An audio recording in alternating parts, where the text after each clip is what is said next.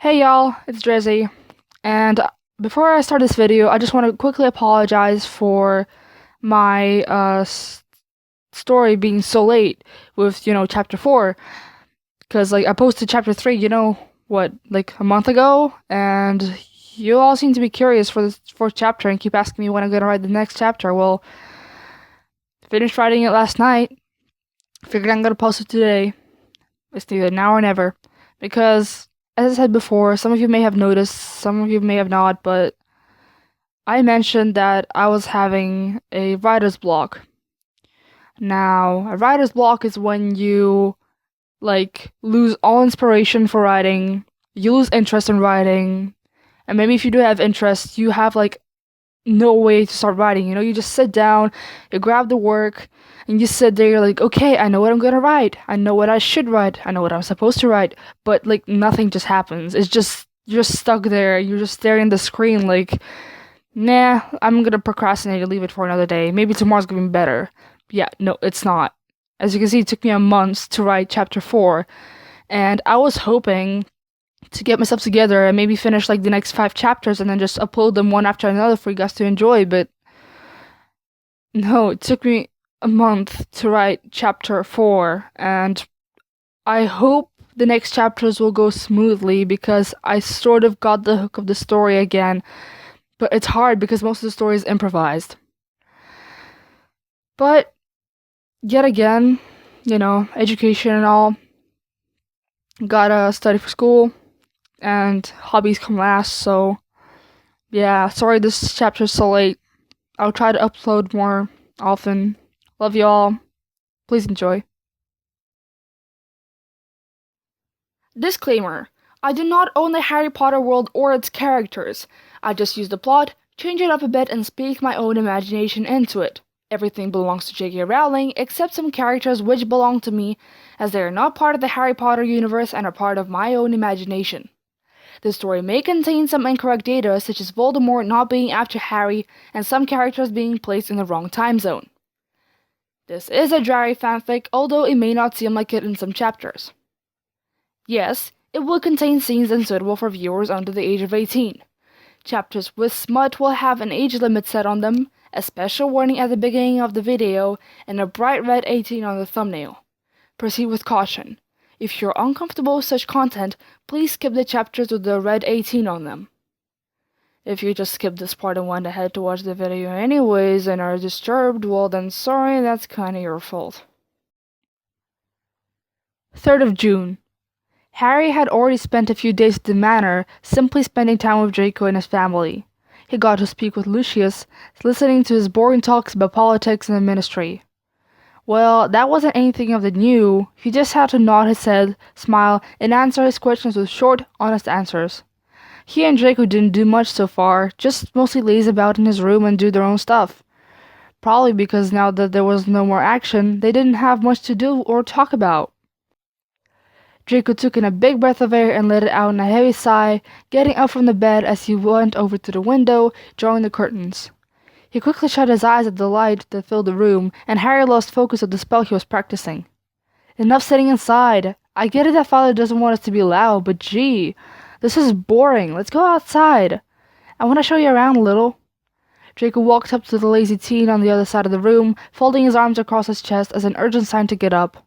Harry slowly yet willingly sat up and got out of the comfortable bedding, stretching a little. Alright then, where are we going? Didn't you already show me everything during the past few years I've visited? You showed me the parks, stores, public attractions, so are we just gonna walk around? Draco shrugged, walking out of the room with Harry. He walked with him down the many flights of stairs and threw his shoes on, the brunette doing the same. Well, I guess, but I don't want to just walk around. I want to go places a rich man's foot won't step.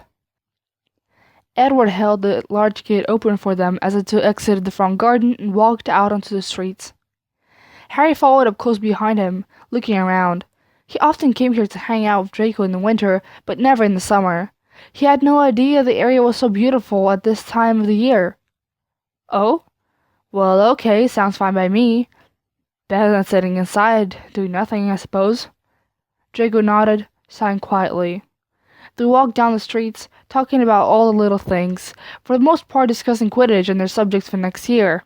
As they went further and further away from the mansion, everything looked the same. Expensive houses, rich people, clean everywhere. It started to get a little boring. But soon Harry noticed the buildings getting smaller. They looked more affordable, beaten up by the harsh reality of poverty. Your old casual stores started popping up, and then they shifted to leftovers of collapsed buildings which were possibly centuries old. It felt like they were in a different part of the world, a different time zone.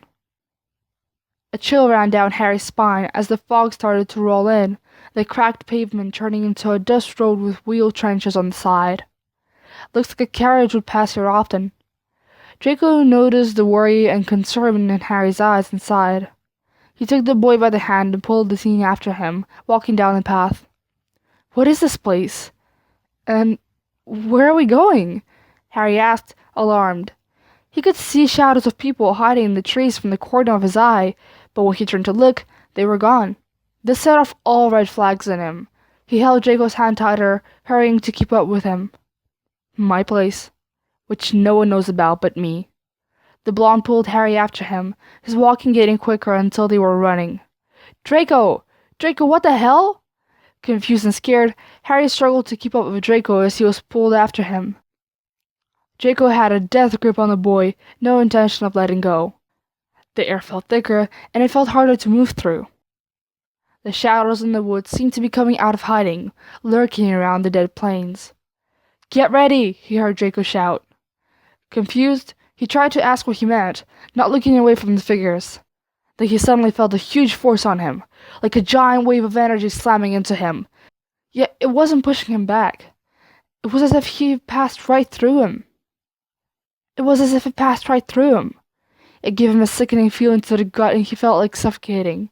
He could breathe, but it didn't feel like breathing, like someone pulled a plastic bag over his head. Then the feeling disappeared as quickly as it came, and he fell on the ground from the sudden change in air density. He looked up at Draco, who was standing beside him, no sign of distress on his face. "What the hell?" His heart was racing and thumping in his chest so loud that he could hear it in his head. Draco smiled and pulled the brunette back on his feet, ruffling his hair. "Barrier. People I choose to let in can pass right through it. But they can't." He pointed at the figures who were slowly returning to the woods.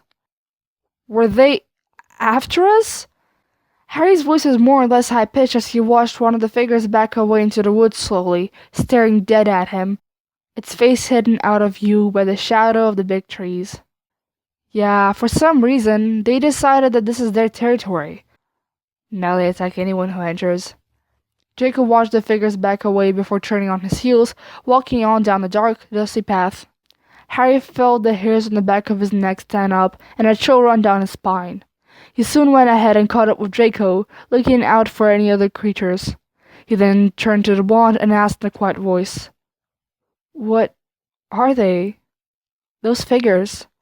He winced at the memory. Draco shrugged and calmly looked up towards the sky, as if searching for the answer. "I don't know, actually. All I know is they're dangerous and they can sneak into your dreams. Heard of the boogeyman? They're something like that, but way, way worse. I suggest you forget about them for now. The more you think of them, the more access they have to your brain." Harry nodded and slowly swallowed the lump in his throat, following Draco deeper into the strange area.